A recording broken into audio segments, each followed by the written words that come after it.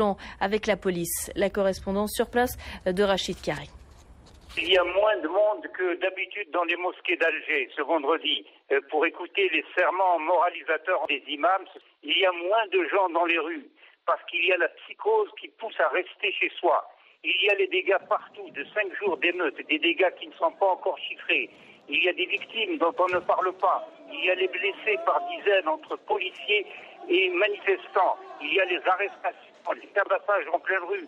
Il y a des règlements de compte, des cambriolages par dizaines et partout des traces d'incendie, y compris dans les zones industrielles avec des centaines de voitures brûlées, des sièges Ford, Suzuki, LCCOM, Renault partis en fumée. Il y a les déclarations des chefs islamistes radicaux qui cherchent à récupérer la situation, ce qui inquiète les gens parce qu'ils ont déjà l'expérience des années 90.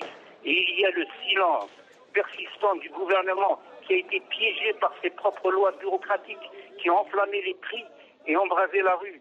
Il y a la ruée aujourd'hui, vendredi, non pas vers la mosquée, mais vers les commerces qui sont ouverts vers les produits de large consommation par crainte des pénuries. Et il y a une seule certitude. Personne ne sortira indemne de cette crise et c'est précisément ce que scandent chaque jour les émeutiers. Voilà, Rachid Kari, notre correspondant en Algérie. L'Allemagne secouée par un scandale sanitaire.